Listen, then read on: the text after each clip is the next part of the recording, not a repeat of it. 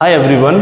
आप अगर फार्मेसी की स्टूडेंट हैं, आपने बी फार्मा या एम फार्मा किया है और आप सोच रहे हैं कि मुझे नेट जेआरएफ करना है, सीएसआर या यूजीसी नेट जेआरएफ फेलोशिप से आपको पीएचडी करने का प्लान है, तो ये वीडियो आपके लिए है।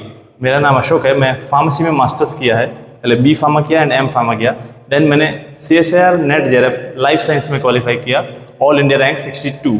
तो आज के इस वीडियो में मैं आपको कंप्लीट इन्फॉर्मेशन दूंगा और सीएसआर नेट जेआरएफ फार्मेसी वाले कैसे करेंगे, उनके लिए कौन सा सब्जेक्ट सही रहेगा। बहुत सारे सब्जेक्ट्स में फार्मेसी वाले दे सकते हैं, केमिकल साइंस में दे सकते हैं, लाइफ साइंस में दे सकते हैं, यूजीसी नेट में, एनवायरमेंटल साइंस में भी फार्मेसी वाले सीएसआर नेट जेआरएफ देते हैं। तो इन सब की बात करेंगे, किस सब्जेक्ट में दे सकते हैं, एग्जाम कितना टफ होता है, सिलेबस कितना हमसे अलग है, क्योंकि फार्मेसी के लिए कोई स्पेशल सब्जेक्ट नहीं है सीएसआर नेट में। तो हमें लाइफ साइंस में जाके करना पड़ता है या केमिकल साइंस में जाके करना पड़ता है। तो हमारे लिए कितना टफ होगा, साल में कितनी बार एग्जाम होता है, क्या लेवल होता है एग्जाम का, और सीएसआर नेट या यूजीसी नेट जेआरएफ के बाद हमें बेनिफिट्स क्या क्या होते हैं, पीएचडी में एडमिशन कहाँ लेना होता है, उन सब की बात करेंगे।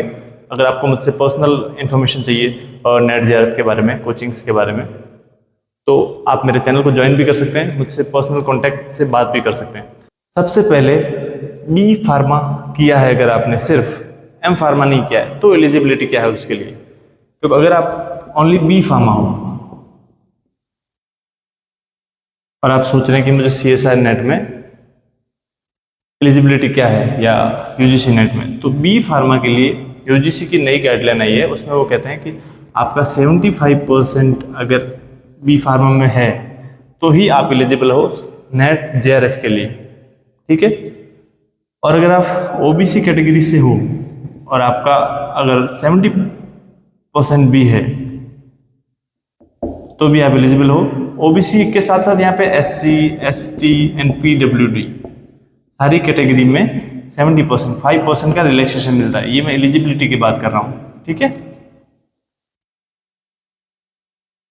और अगर आपने मास्टर्स कर लिया है, मान लो आपने, किसी ने मास्टर्स कर लिया होगा, एम फार्मा कर ली, फिर आपके लिए ये क्राइटेरिया नहीं है, फिर आपको परसेंटेज की कोई ज़रूरत नहीं है। जो पासिंग मार्क्स होते हैं वो तो लाने ही है, पास तो करना ही है आपको एम फार्मा या बी फार्मा। तो ये सिर्फ जो अभी बैचलर किया है उन्होंने, क्योंकि ये एग्ज़ाम होता है पीएचडी के लिए, और जिन्होंने सिर्फ बैचलर करके वो अगर नेट जेआरएफ देते हैं तो उनको 75% मार्क्स आपके बी फार्मा में बैचलर डिग्री में होने चाहिए। इसके बाद भी आप जब नेट और जेआरएफ क्वालिफाई करेंगे तो नेट के लिए एलिजिबल नहीं होंगे। नेट मतलब असिस्टेंट प्रोफेसर, लेक्चरशिप, वो आपका एलिजिबिलिटी नहीं है उसमें, लेकिन जेआरएफ आपको फेलोशिप मिल जाएगी। और फेलोशिप किसके लिए मिलेगी, पीएचडी या एम फार्मा, क्योंकि आपने सिर्फ बी फार्मा किया है, तो वहाँ पे M pharma plus PhD integrated course होता है, तो उसमें आप एडमिशन लेंगे एम फार्मा और पीएचडी इंटीग्रेटेड कोर्स में। तो दोनों मिला के 2 साल का एम फार्मा और 3-4 साल की पीएचडी, 6 साल लगभग आपके जाएंगे। तो ऐसा आप कर सकते हैं। अगर आप सोच रहे हैं कि आपने मास्टर्स कर लिया, एम फार्मा कर लिया, और एम फार्मा के बाद आप अगर दे रहे हैं सीएसआर नेट जेआरएफ, तो आपको ये परसेंटेज की रिक्वायरमेंट नहीं है, आप सीधा ही फॉर्म भर सकते हैं और कहीं से भी कोचिंग लेके या सेल्फ करके तैयारी कर सकते हैं। अब हम बात करते हैं किस सब्जेक्ट में हम एग्जाम नेट जेआरएफ दे सकते हैं, क्योंकि हमारा सब्जेक्ट है फार्मेसी। फार्मेसी से रिलेटेड जो सब्जेक्ट है उनमें हम नेट जेआरएफ दे सकते हैं, जिसमें एक तो हो गया, मेनली जो लोग देते हैं वो लाइफ साइंस में देते हैं। लाइफ साइंस फार्मेसी से, क्योंकि 12th की जो लाइफ साइंस है ना, वो ही सब्जेक्ट है, लेकिन उसमें क्या होगा, आपको बहुत डीप में पढ़ना होगा। तो इसमें कुछ सब्जेक्ट अपने सिमिलर होते हैं फार्मेसी के, जैसे एम फार्मा के या बी फार्मा के। इसमें एक बायोकेमिस्ट्री हो गया, एक human anatomy and physiology HAP। अगर आपने एम फार्मा की फार्माकोलॉजी में, तो एक और सब्जेक्ट है मॉलिक्यूलर बायोलॉजी, एक सेल सिग्नलिंग। ये सब्जेक्ट आपको कॉमन मिल जाएंगे, है ना, माइक्रोबायोलॉजी, ये सब्जेक्ट आपको कॉमन मिलेंगे लाइफ साइंस में। तो कुल 13 यूनिट्स होते हैं, 13 में से 3-4 यूनिट आपको कॉमन मिल सकते हैं। और उसमें भी जो फार्मेसी में हम पढ़ते हैं वो बहुत ही, मुझे लगता है नेट जेआरएफ से तो बहुत सरफेस लेवल होता है, तो यहाँ पे आपको बहुत सारी डीप चीज़ें पढ़नी है। अगर आप केमिकल साइंस में सोच रहे हैं जनरली लोग लाइफ साइंस में देते हैं, लेकिन अगर किसी की केमिस्ट्री अच्छी है तो बी फार्मा में केमिस्ट्री होती है ना, मेडिसिनल केमिस्ट्री हो गई, ऑर्गेनिक इनऑर्गेनिक केमिस्ट्री, ये सब सब्जेक्ट्स भी होते हैं। और एम फार्मा अगर आपने मेडिसिनल केमिस्ट्री में की है तो आपके लिए बेस्ट सब्जेक्ट होगा केमिस्ट्री। मोस्ट ऑफ द लोगों की केमिस्ट्री इतनी अच्छी नहीं होती, तो लाइफ साइंस में करते हैं। मैंने भी लाइफ साइंस में किया है, ठीक है। और एक सब्जेक्ट है, ये हो गया हमने CSR, ये CSR नेट की बात होगी जो कि साइंस में करवाती है मोस्टली। अगर हम UGC नेट की बात करें, वो भी सेम टू सेम है, बस वो UGC कंडक्ट कराती है और वो साइंस के लिए, वो ह्यूमैनिटी सब्जेक्ट के लिए। उसमें हमारा कोई वैसे सब्जेक्ट नहीं है साइंस का, लेकिन एनवायरमेंटल साइंस है। इसकी मैंने एलिजिबिलिटी पढ़ी, रिसर्च करी, तो उसमें था कि अगर आपने एम फार्मा में कोई एनवायरमेंटल साइंस ऐसा सब्जेक्ट है, या फिर आपने फार्माकोलॉजी भी है, या कुछ ऐसे सब्जेक्ट है जो एनवायरमेंटल साइंस से मिलते जुलते हैं, तो आप इसमें भी एलिजिबल हो। इस फैक्ट को आप एक बार चेक कर लें, उसके बाद ही इसमें अप्लाई करना है। अब हम बात करते हैं कि लेवल ऑफ एग्जाम क्या होता है। क्या बी फार्मा के लिए टफ पड़ता है एग्जाम? साल में कितनी बार एग्जाम होता है और कितना टाइम लगेगा हमको प्रिपरेशन में कि हमारा एग्जाम हो जाए? लेवल ऑफ एग्जाम, मुझे लगता है अगर आप ठीक ठाक स्टूडेंट हैं, मतलब आपका बेसिक ठीक ठाक है, बिल्कुल ही आप, ऐसा नहीं है कि मुझे 12th या बेसिक बिल्कुल नहीं आता, ठीक ठाक, अगर आप, मैं भी एक एवरेज स्टूडेंट हूँ, तो आपको 1 साल तो मिनिमम लगेगा। एवरी ईयर 1 साल में 2 बार एग्जाम होता है, 2 अटेम्प्ट होते हैं, एक होता है दिसंबर में, एक होता है जून जुलाई में। तो मैंने 6 मंथ प्रिपरेशन करी कोचिंग के साथ। तो फर्स्ट टाइम में मेरा सिर्फ LS क्वालिफाई हुआ, जिसको कहते हैं ना NET, national eligibility test for assistant professor. और सेकंड अटेम्प्ट मैंने, जब 1 साल मेरा पूरा हो गया, सेकंड अटेम्प्ट मैंने दिया, तब मेरा JRF हुआ। और मुझे लगता है ये मेरा लक है कि मेरा फर्स्ट अटेम्प्ट में नेट हुआ और सेकंड में JRF हुआ। बहुत सारे लोग जो BSc और MSc करके आते हैं, मेनली इस लाइफ साइंस सब्जेक्ट का आपको पता है BSc और MSc का सब्जेक्ट है। तो मैंने कोचिंग करी थी जोधपुर के कोचिंग से, वहाँ पे 100 का बैच था ऑफलाइन, उसमें 99 लोग BSc और MSc से थे, मैं अकेला फार्मेसी से था। BSc और MSc वाले लोग भी 2-3 अटेम्प्ट देते हैं, तब जाके उनका JRF होता है। फर्स्ट अटेम्प्ट में बहुत कम होते हैं, जो बहुत ही जिनका अच्छा है लेवल, वो कर सकते हैं। फर्स्ट अटेम्प्ट में भी लोग होते हैं, ऐसा नहीं है कि फर्स्ट अटेम्प्ट में होता ही नहीं है, लेकिन एक मेंटली प्रिपेयर्ड रहना है कि 1 साल हमको इस पढ़ाई में देना है, ठीक है। तो मेरा सेकंड अटेम्प्ट में JRF हुआ। डिफ़िकल्टी मुझे लगता है हमें बहुत सारा डीप में पढ़ना पड़ता है। एग्जाम की कट ऑफ ज़्यादा नहीं जाती, 50% कट ऑफ जाती है, उसमें भी हमें चॉइस के क्वेश्चंस मिलते हैं। मान लो 100 क्वेश्चंस आए, तो उसमें से 50 क्वेश्चन ही करने हैं हमको, हमारी चॉइस के। 100 में से 50 क्वेश्चंस करने हैं हमारी चॉइस के, वो भी। उसके बाद भी कट ऑफ जा रही है, 50% पे JRF हो रहा है, या 55%।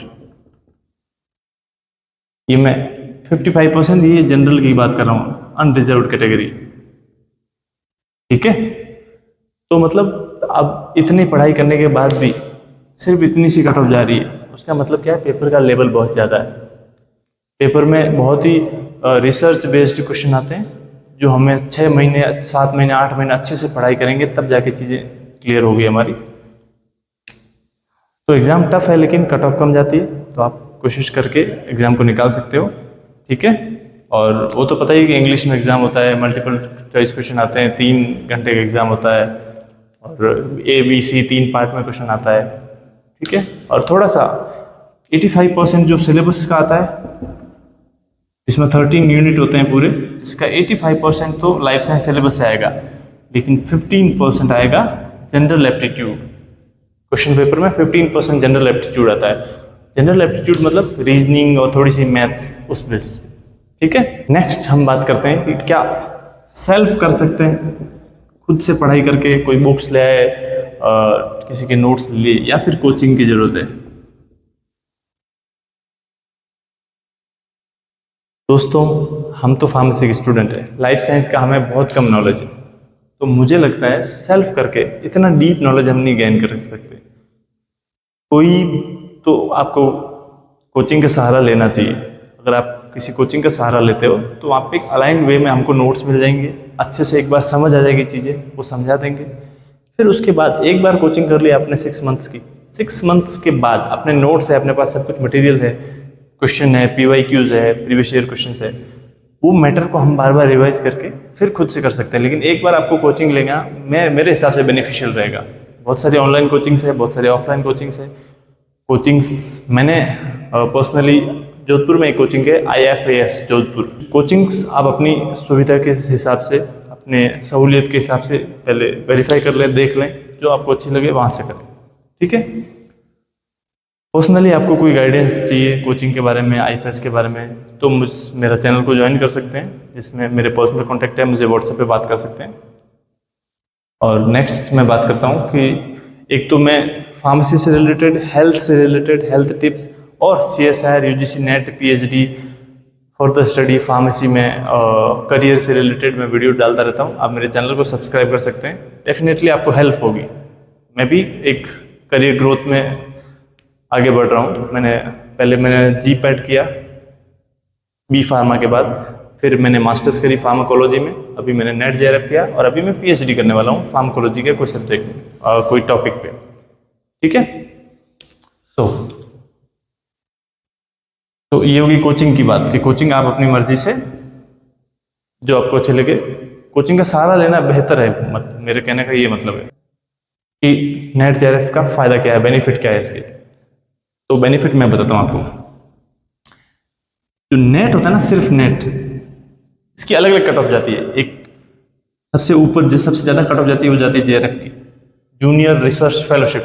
मतलब आपको वहाँ पे फेलोशिप मिलेगी PhD करने के लिए, मैक्सिमम 5 ईयर, और उन 5 साल में फेलोशिप का अमाउंट होता है 37,000 प्लस HRA आपकी सिटी के हिसाब से होगा, तो एवरेज HRA आप 5-7 हज़ार मान सकते हैं। तो 37 प्लस 5 7 मतलब 44-45,000 आपको पर मंथ मिलेंगे 2 साल तक। तो 2 साल के बाद आप सीनियर SRF में कन्वर्ट हो जाएगी, सीनियर रिसर्च फेलोशिप। उस SRF में आपको मिलेंगे 42 प्लस HRA,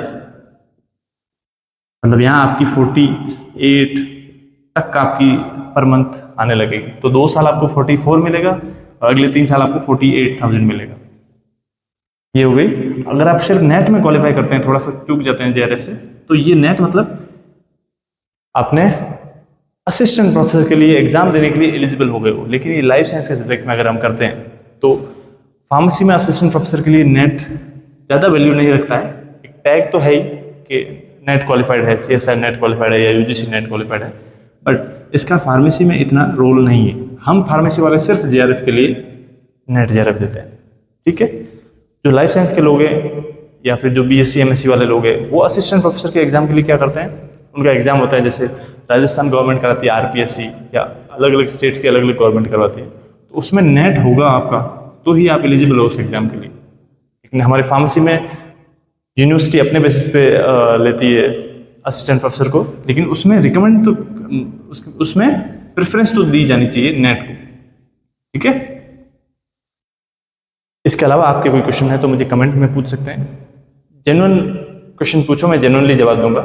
और पर्सनली मुझसे बात करनी है तो मेरे इंस्टाग्राम लिंक दिया हुआ है, आप मुझसे मेरा चैनल ज्वाइन कर सकते हैं, मेरे चैनल को सब्सक्राइब कर सकते हैं। और सब्सक्राइब करोगे तो हेल्प तो मिलेगी, टिप्स मिलेगी बहुत सारी, ठीक है। Thank you everyone.